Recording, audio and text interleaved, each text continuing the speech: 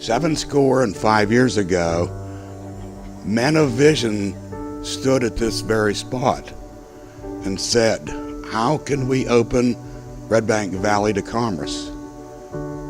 They opened this tunnel.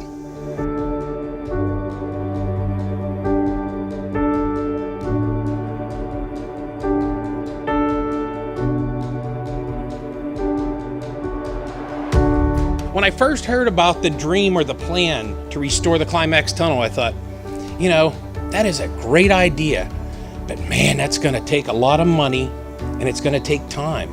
Whoever thought you could do something like this? People had to stand at this old tunnel and think, there's no way that could happen. And look where we are today. It happened.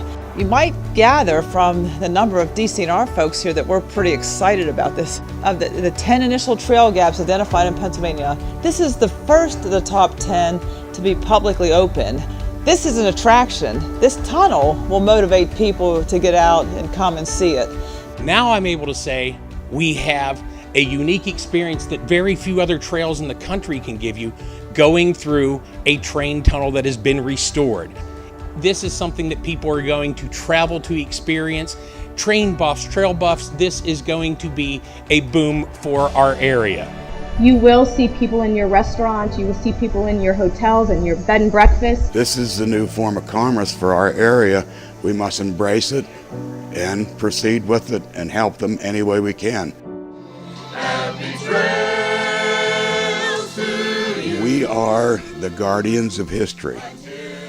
We must maintain for future generations what we have today. We just rebuilt it in 3 years. It took, with modern equipment and machines, electric, fuel, cranes, cement mixers. When they built this tunnel, they did everything by hand or with horse. So stop and think what sacrifices were made to build this tunnel.